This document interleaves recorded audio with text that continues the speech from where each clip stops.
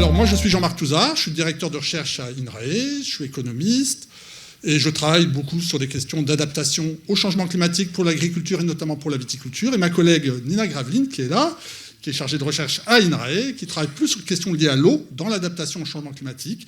On est tous les deux des économistes et on travaille tous les deux dans plusieurs projets autour de l'adaptation au changement climatique pour la vigne, pour le vin, et où l'eau joue, évidemment, la gestion de l'eau joue un rôle central. Alors là, on a décidé... Oula, pardon, excusez-moi.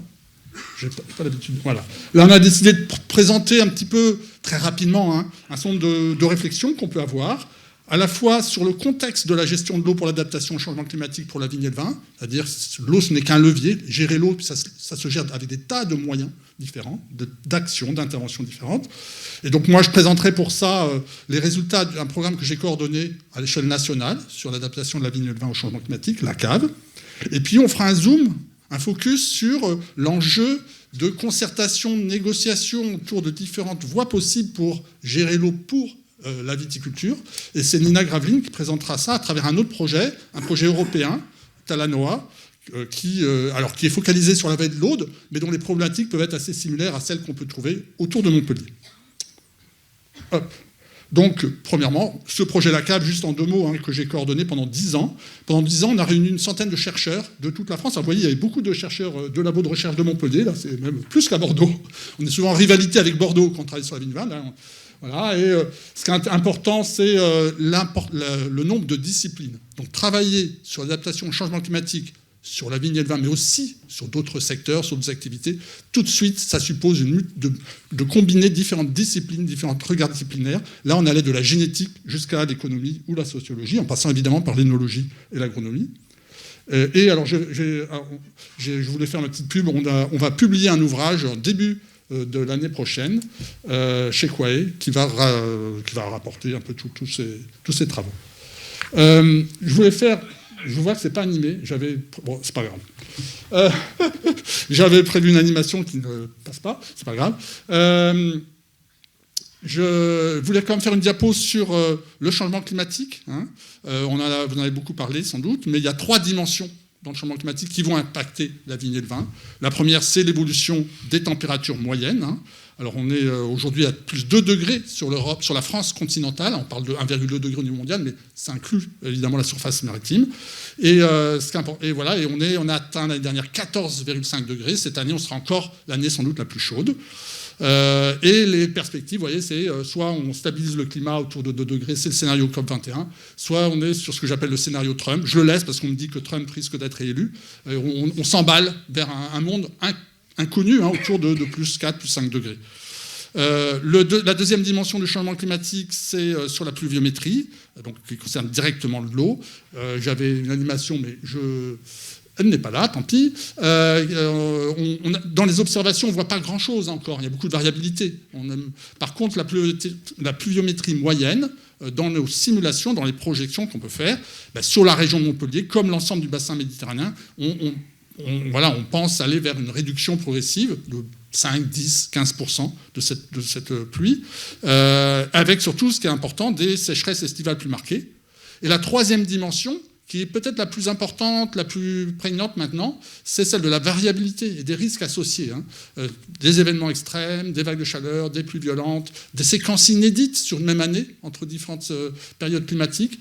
Et voilà, c'est ça qui déstabilise le plus, notamment une culture comme la vigne, qui est une plante pérenne sur laquelle il faut avoir des visées à long terme, à 30 ans, on plante pour 30-40 ans, et on a besoin de stabiliser toute une série de facteurs pour pouvoir faire un vin de qualité. Alors, les impacts du changement, tout est déstabilisé, moi. Excusez-moi. Les changements... les impacts du changement climatique sur la vigne et le vin, il y en a 6. La première chose, c'est... les 3 premiers sont assez connus. C'est le changement climatique joue sur la phénologie, donc les différents stades de développement de la vigne, qui débourrent plus tôt parce qu'il y a des hivers plus doux, et donc risque de gel lié à ce débourrement plus précoce, mais surtout qui se traduit par une avancée des dates de vendange, 3 semaines en moyenne dans toute la France. On est plutôt fin août, alors qu'avant les années 80, on était autour du 15 septembre. Et alors, cette avancée des dates de vendange elle est importante parce qu'elle amplifie l'effet du changement climatique. C'est-à-dire que quand on regarde, c'est le graphe en haut par exemple, la température moyenne durant la période de maturation du raisin, on était autour de 22 degrés pour une Syrah dans la vallée du Rhône. Aujourd'hui, on est autour de 26 degrés. Donc, on a 4 degrés supplémentaires, alors que le changement climatique compte pour 2 degrés. Et les 2 degrés supplémentaires sont liés à la précocité, parce qu'on est davantage au cœur de l'été, dans des températures plus chaudes. Le deuxième aspect, c'est les contraintes hydriques qui sont accentuées. Alors, j'avais un super graphe qui est masqué par celui-là. Je suis vraiment désolé. Donc, on a une contrainte hydrique qui est accentuée avec des bilans hydriques de plus en plus défavorables, parce qu'il y a plus d'évapotranspiration, évidemment, et moins de pluie sur la période végétative de la vigne, donc un déficit plus important, avec des impacts qui se font sur à la fois le rendement, les baies sont un peu plus petites, un peu moins d'eau, et surtout aussi parfois sur des processus de qualité quand les stress hydriques, quand les déficits hydriques sont trop marqués. Le troisième impact, c'est sur l'évolution de la composition des raisins, en particulier. Voilà, et donc sur la qualité des vins.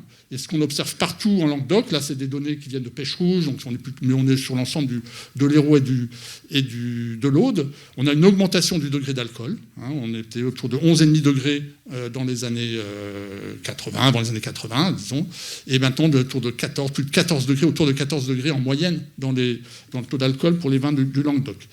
Et puis une baisse d'acidité, des changements de profil aromatique. Tout ça, ça va poser des problèmes sur la construction de la qualité, sur sa stabilisation, sur la projection dans les marchés. Mais on a aussi trois autres dimensions du changement. Là encore, j'avais des animations, donc je m'excuse. Qu'on saisit souvent moins, qui sont peut-être...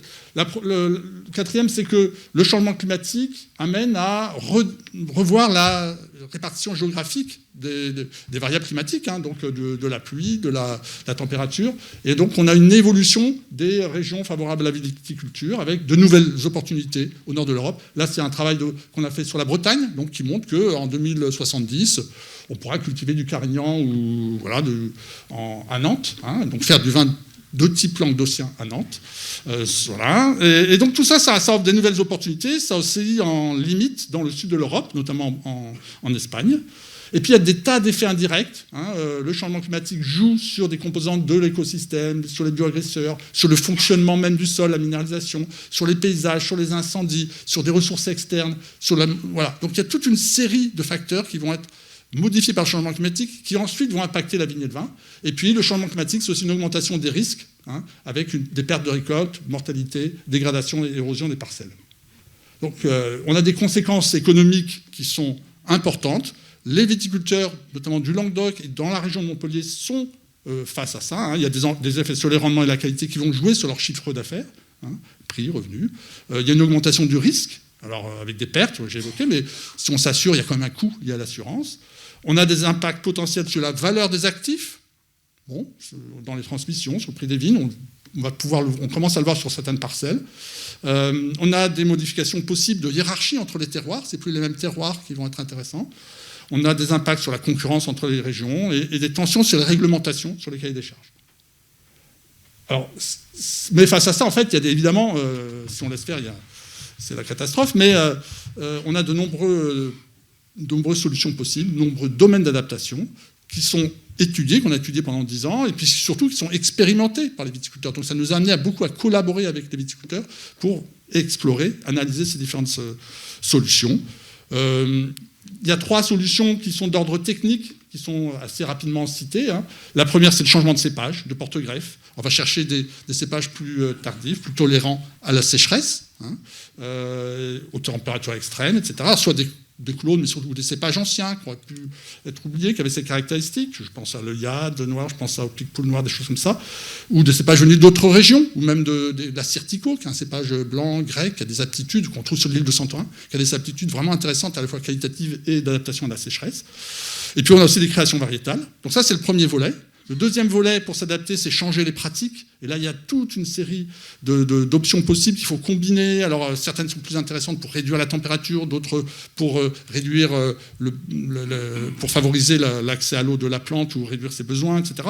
Ça va de la taille, le mode de conduite, la gestion du sol, évidemment. hein, matière organique, couvert, maintien des terrasses elles-mêmes, du sol lui-même, qui est le premier réservoir en eau. Hein. C'est l'irrigation de précision est responsable, c'est l'agroforesterie, la diversification, revisiter la manière dont on conçoit le fonctionnement de sa vigne dans son paysage, avec toute une série d'infrastructures écologiques autour, les haies, etc., qui peuvent retenir de l'eau, ou même mitiguer un petit peu la température. Et puis, le troisième domaine d'innovation technique, c'est les innovations énologiques. On est dans une autre manière d'aborder la question de l'innovation, c'est une manière corrective. On va chercher à corriger les effets du changement climatique au niveau de la vitification, en désalcoolisant, en ajustant l'acidité, etc. En fait, on a aussi d'autres domaines d'adaptation hein, qu'on a étudiés. Un quatrième, c'est vraiment de viser à jouer sur l'hétérogénéité de l'espace. On va chercher à réorganiser les plantations dans l'espace en choisissant différents types de sols, d'exposition, monter en altitude, modifier les zonages. Hein, on en parle sur les terrasses du Larzac. On a de plus en plus sur les terrasses de Larzac de viticulteurs qui montent en altitude. On va retrouver ça sur les Pyrénées, on va retrouver ça. Voilà. Et puis évidemment, la création de nouvelles plantations dans des zones nouvelles. Un autre domaine de l'adaptation, c'est aussi le changement des institutions elles-mêmes. J'ai évoqué tout à l'heure les assurances, mais c'est aussi la révision des cahiers des charges, c'est des nouvelles manières de travailler avec les viticulteurs, etc., de nouveaux réseaux de collaboration. Et puis, ce qui est très important, c'est s'adapter, c'est aussi associer, enrôler les consommateurs, à la fois pour mieux connaître la manière dont ils peuvent réagir face à des évolutions de la qualité liée au changement climatique, mais aussi pour partager avec eux les enjeux, les risques, les stratégies qui sont développées, les associer aux actions d'atténuation qui pourraient être... Et donc, les embarquer dans la construction des nouveaux récits qui vont relier le vin, le climat et les pratiques. Ce qui est important, c'est que nous, dans ce travail, dans ce projet, on a, au-delà d'études, de recherches sur chacun de ces domaines, sur les impacts, etc., on a vraiment cherché à construire des stratégies, donc à travailler sur la construction de stratégies d'adaptation qui supposent de combiner les différents leviers que j'évoquais tout à l'heure. Et pour ça, on a travaillé sur une prospective au niveau national. On a défini 4 scénarios en combinant le niveau d'innovation et l'ampleur possible de la relocalisation. Un scénario conservateur, innovant, nomade, libéral, je passe dessus. Et on a fait participer, on a fait réagir dans les 7 principales régions viticoles françaises les acteurs de la filière sur ces scénarios pour voir un peu quel scénario ils préféraient, quelles solutions ils pouvaient envisager pour que ce scénario se réalise ou ne se réalise pas. On l'a organisé par exemple à Saporta, donc pour la région de Montpellier, avec l'appellation Languedoc. Et ce qui est intéressant, c'est que dans toutes les régions quasiment, y compris notamment à Montpellier, les viticulteurs votent pour un scénario, on va dire qu'on va appeler innover pour rester dans mon terroir. Voilà, ce qui compte, c'est de rester dans mon terroir. La qualité en France, ça se joue sur les relations de terroir. Moi, ma famille et nos collectifs ont fait des investissements dans ce terroir. Et voilà, il faut préserver ça. Et pour ça, on est prêt à innover. Alors, pas juste la question d'innover jusqu'où. Hein, voilà. On ne va pas mouiller, on ne va pas... voilà, avoir de... Mais c'est vraiment cette option qui est retenue. Et à partir de ce travail, on a généré toute une série de propositions qui nous ont permis d'élaborer la politique climat au niveau national, et avec des responsables. Et ce que je voulais insister sur un point, c'est que sur la fin de ce projet, sur les 3 dernières années, on va dire entre 2018, 2021 et 2022, on s'est vraiment engagé, chercheurs de différentes disciplines, dans des démarches participatives à différentes échelles. À la fois à l'échelle très locale, avec là on a co-organisé ce qu'on appelait des climatons dans des communes viticoles, à Murviel et Montpellier, à Montpérou, à Cabrières, pour essayer de susciter des options, des solutions, mais pas qu'avec les viticulteurs, avec les citoyens, les élus, comment on s'adapte, quelles solutions on va mettre en œuvre. Il y a eu des travaux vraiment d'accompagnement sur un plus long terme de groupes de viticulteurs pour essayer de concevoir des systèmes innovants, notamment dans le cadre de plusieurs thèses. On a travaillé avec des réseaux déjà constitués, avec les chambres d'agriculture, les GI2E, les CIVAM, pour partager des informations sur les observations. Il y a eu des participations plus en termes de consultation dans des démarches territoriales autour du changement climatique, comme avec les PCAET. Les collectivités locales. Et puis, on s'est aussi engagé à d'autres échelles, de manière égale, de manière participative, en accompagnant les stratégies des appellations au niveau régional, en Languedoc, dans cette construction de la stratégie nationale, donc on a remise au ministre de Normandie à l'époque, il y a 2 ans. Voilà, tout un travail important. Et puis aussi, il y a une plateforme numérique sur laquelle on met en place toutes ces solutions. Et puis, il y a tout le développement de projets, de dispositifs dans lesquels se construit l'expérimentation, le partage de connaissances, avec des acteurs du monde, notamment de la gestion de l'eau. Hein, et c'est ce que va présenter Nina dans le cadre du projet Talanoa Water. Je te laisse la main pour la suite.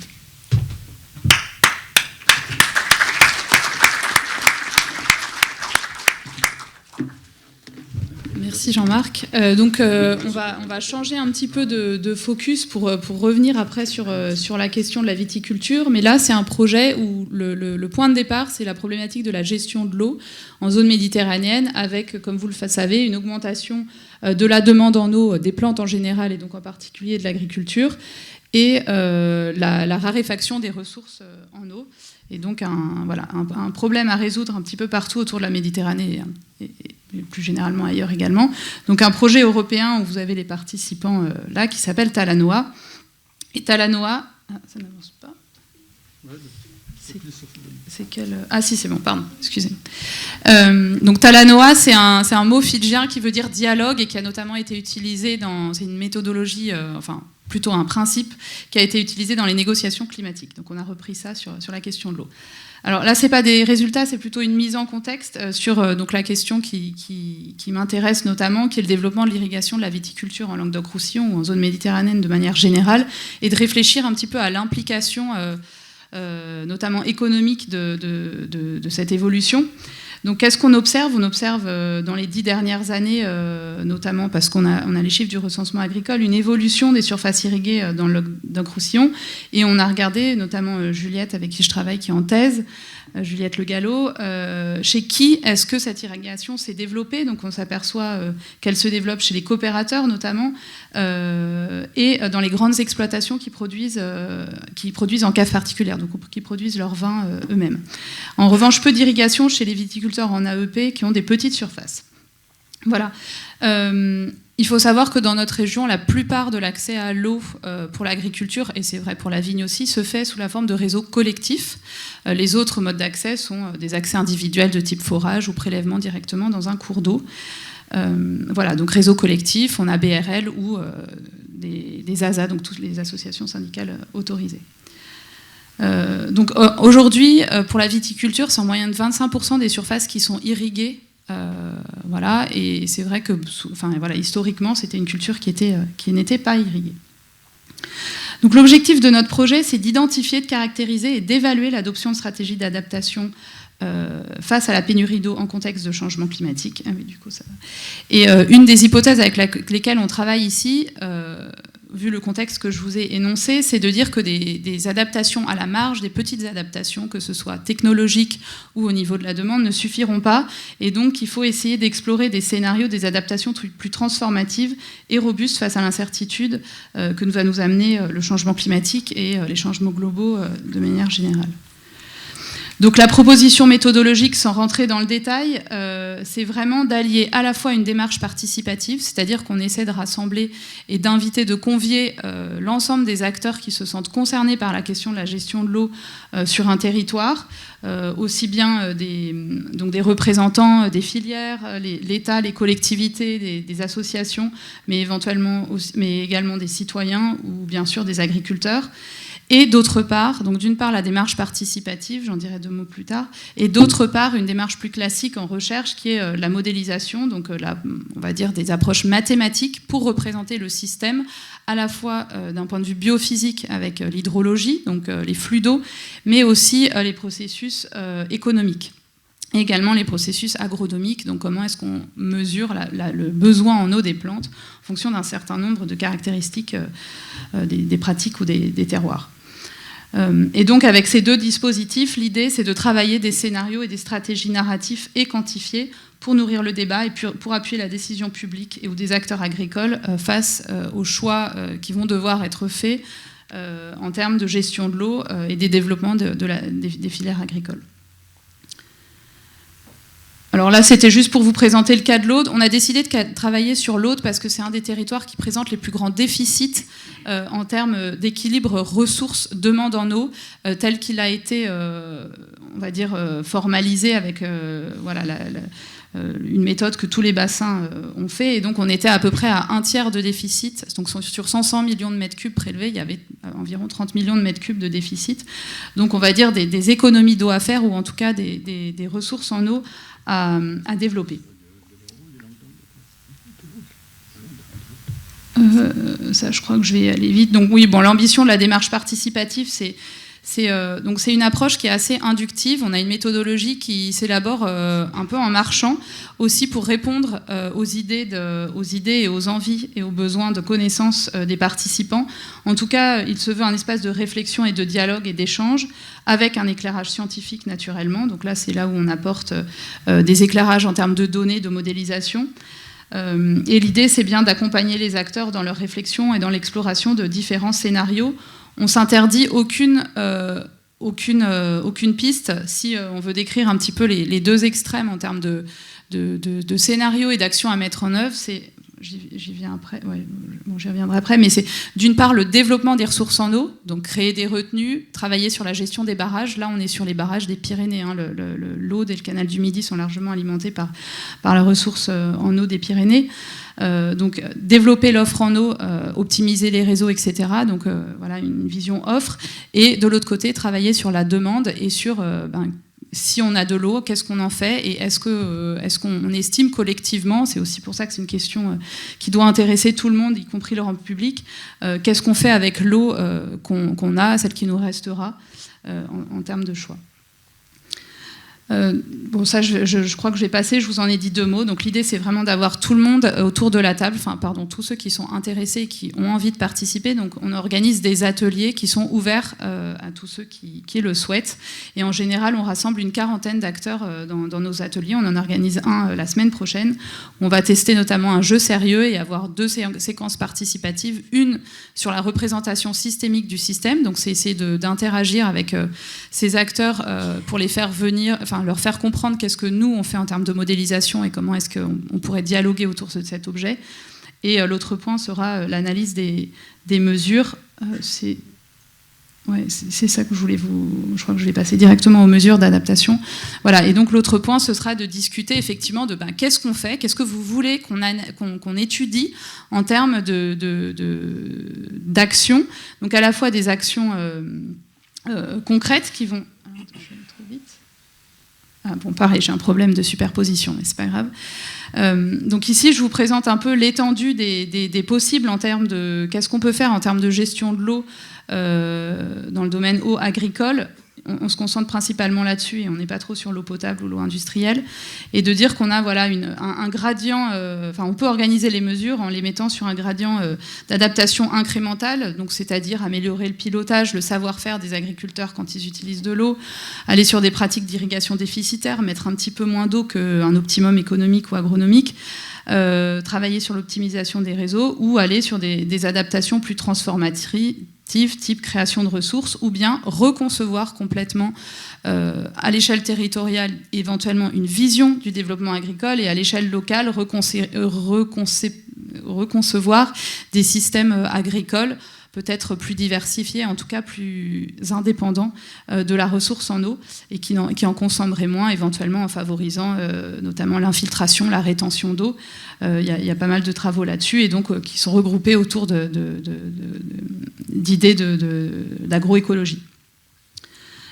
Voilà, donc des mesures pratiques qu'on va modéliser grâce au modèle biophysique, et également un ensemble de mesures qu'on appelle soit des mesures d'accompagnement et des instruments de politique publique ou de marché qui vont permettre d'inciter le développement de certaines de ces actions et qui vont pouvoir supporter dans les scénarios qu'on construira le développement de certaines mesures plutôt que d'autres.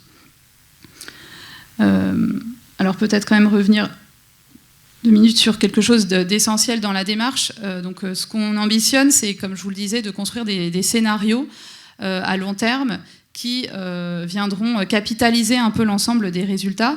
Et notamment, la trame qu'on propose, c'est de travailler avec 4 grands scénarios. Et ici, on s'appuie sur la littérature, notamment la littérature qui est reprise par le GIEC, et toute une littérature autour des scénarios climatiques. Donc vous avez, Jean-Marc a parlé tout à l'heure de scénarios climatiques donc, qui correspondent à des taux d'émissions plus ou moins importants et donc plus ou moins optimistes en termes de température et d'impact sur le climat. Et on peut avoir des parallèles de scénarios de développement socio-économique, c'est donc en anglais les Shared Socio-Economic Pathways, et on a essayé dans notre exercice ici de décliner ces scénarios d'évolution socio-économique sur le territoire avec les acteurs pour voir à quoi pourrait ressembler le territoire dans le futur et d'aligner du coup les réponses à la fois en termes d'action technologique mais aussi de politique publique dans chacun de ces mondes. Donc là, je ne rentre pas dans les détails parce que ce serait long à décrire, mais donc c'est des choses qu'on a travaillé en atelier avec nos acteurs pour co-construire ces différentes visions et qui sont quelque chose qu'on va tracter pendant tout le projet. L'idée ici, c'est de vous montrer que différents scénarios de développement agricole, de développement économique, d'hypothèses sur le contexte international vont conduire à différents niveaux de demande en eau. Donc c'est ce qu'on voit là sur le graphe de gauche. Typiquement, les deux scénarios les plus extrêmes, on voit qu'on fait face à une demande en eau quasi du simple au double en fonction des hypothèses qu'on y mettra et des visions qu'on a du développement du contexte international, économique, etc. Et ce qu'on voit aussi, c'est que par exemple, il peut exister certains scénarios où l'effet du changement climatique en termes de demande en eau peut être compensé par des évolutions du développement agricole, ou au contraire que tout ça vient se renforcer. Donc on essaie ensuite de décomposer un petit peu l'effet au sein des scénarios sur la demande en eau du territoire. Je regarde juste, ouais, il faut que je m'arrête. Donc voilà, juste pour vous dire qu'il y a de la modélisation où on combine vraiment des mécanismes économiques, agronomiques et hydrologiques. Et puis, oui, non, juste une idée un peu autour de, voilà, les premiers résultats. Ce qui se fait ressentir, c'est qu'effectivement, des adaptations transformatives semblent nécessaires pour aborder l'équilibre entre l'eau, entre les utilisateurs et les ressources. Et donc, une question notamment qu'on pose, comme je vous l'avais déjà dit en introduction, c'est cette hypothèse du développement de l'irrigation de la vigne, qui peut quand même paraître paradoxale à certains égards. Vous savez qu'il y a aussi une surproduction sur certains segments du vin. Donc voilà, aller dépenser de l'argent public pour arroser de la viticulture qui par ailleurs est en crise pour des raisons de surproduction. Voilà, c'est une petite question poil à gratter que je vous soumets. Et les messages de la fin de Jean-Marc qui ont complètement été brouillés.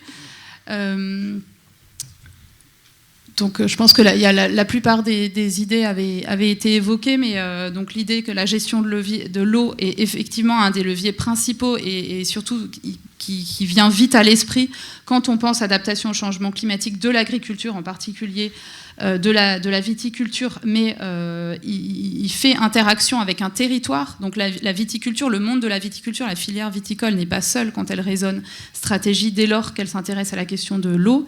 Elle doit négocier tout ça avec les autres usagers, avec l'environnement sur un territoire. Et puis également peut-être l'idée des contreparties, c'est-à-dire de dire que si on va vers le développement de l'irrigation de la vigne, peut-être s'assurer qu'à minima les pratiques restent sobres et donc par exemple agroécologiques. Et puis la dernière idée, c'est plus relatif à notre méthode, nos façons de travailler, donc où on mobilise la participation, c'est-à-dire que c'est des travaux où on travaille avec les acteurs du territoire, les usagers de l'eau, les décideurs, et qu'on co-construit en fait cette capacité d'adaptation en travaillant avec ces gens-là. Et donc c'est par opposition à un travail de recherche qui serait purement en chambre où on aurait déjà des réponses toutes faites. Dans le contexte du changement climatique, c'est une proposition méthodologique qu'on fait. Je vous remercie.